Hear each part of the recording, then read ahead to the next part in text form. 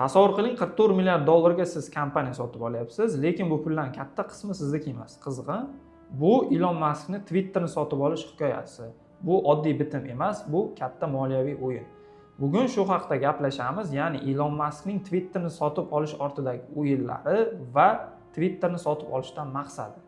Agar siz tayyor bo'lsangiz, kanalga obuna bo'lib qo'ying va kommentariyada o'z izohlaringizni qoldiring. Bundan taxminan 5 yilcha avval Elon Musk o'z Twitter sahifasida shunaqa post joylagandi, ya'ni u Twitterni sotib olish mumkinligi haqida. Shundan so'ng juda ko'p shov-shuvlarga sabab bo'ldi. Nahotki Elon Musk Twitterni sotib oladi? Twitter unga nima uchun kerak? Va 2022-yilda Elon Musk Twitterni 44 milliard dollarga sotib oldi. Lekin bu pullarning katta qismini u o'z cho'ntagidan bermagan. Qanaqa qilib deysizmi? Chunki u birinchi navbatda bankdan kredit oldi, qolgan mablag'ni esa Musk va investorlar hisobiga sotib oldi. Bu model moliyada leveraged buyout deb ataladi. Ya'ni oddiy qilib aytadigan bo'lsak, kompaniyani o'zini qarz evaziga sotib olinadi va mana shu qarzlarni o'zini kompaniya o'zi qoplab boradi. Endi sizga savol tug'ilishi mumkin. Nahotki Elon Musk dunyodagi birinchi raqamli milliarder bo'lib turib, o'z mablag'lari hisobiga sotib olmasdan Twitterni qarz evaziga sotib oldi? Javobi juda oddiy, soliq. Chunki Elon Musk agar Tesla aksiyalarini sotadigan bo'lsa, bundan daromad solig'i to'lash kerak bo'ladi. Biz internetda ma'lumotlarga qarab ko'rdik. Amerikada daromad solig'i, ya'ni quyidagicha hisoblanadi. Jismoniy shaxslarning daromad solig'i progressiv stavka bo'yicha hisoblanar ekan, ya'ni daromad miqdoriga qarab 10% dan 37% gacha o'zgaradi. Soliq stavkalari yillik daromadi, oilaviy holati, oila qurgan yoki qurmaganiga qarab va chegirib tashlanadigan xarajatlariga bog'liq holda 7 ta pog'onaga belgilanar ekan. Asosiy soliq stavkalari 10%, ya'ni yiliga 11 ming dollargacha yillik daromad topadigan yolg'izlar uchun bu 12% stavkada daromad solig'i solinar ekan.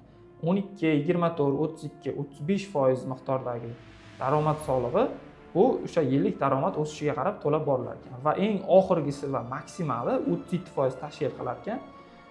Bu 37% stavkada to'laydigan jismoniy shaxslar, ya'ni yiliga daromadi 626 ming dollardan yuqori bo'lgan jismoniy shaxslar to'lar ekan. Demak, tabiiyki Elon Musk milliarder, tabiiyki 37% miqdorida daromad solig'i to'laydi. Endi o'zingiz hisoblab ko'ring.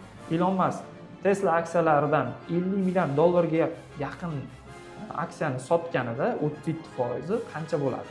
Deyarli o'sha 50 milliard dollarning yarmidan ko'pi soliqqa chiqib ketadi. Lekin Elon Musk boshqacha yo'l tutdi. Ya'ni Tesla aksiyalarini bankka garovga qo'ydi va garovga qo'yish evaziga katta miqdordagi kredit mablag'larini oldi. Muhim jihati, kredit bu daromad emas, unga nisbatan hech qanaqa daromad solig'i solinmaydi. Bu noqonuniy emas, bu qonuniy moliyaviy optimizatsiya hisoblanadi. Twitter kompaniyasi qarz evaziga sotib olindi. Endi savol tug'iladi, qarz kimga yuklanadi? Eng qiziq joyi ham shu joyda.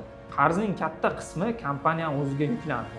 Bu nimani anglatadi? Endi Twitter kredit foizlarini to'laydi, bu foizlar xarajat sifatida ko'rsatiladi va soliqqa tortiladigan foyda kamayadi. Bu global biznesda keng qo'llanilgan model hisoblanadi.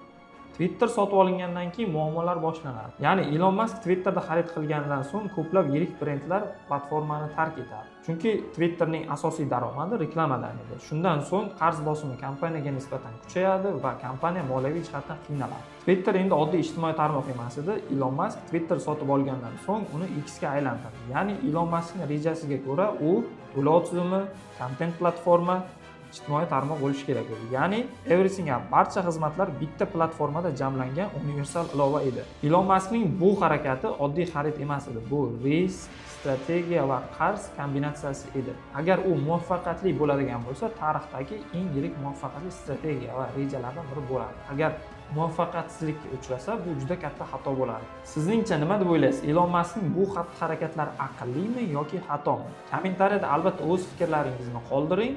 Bizga obuna bo'lishni unutmang. Bundan da qiziqarli videolar hali oldinda.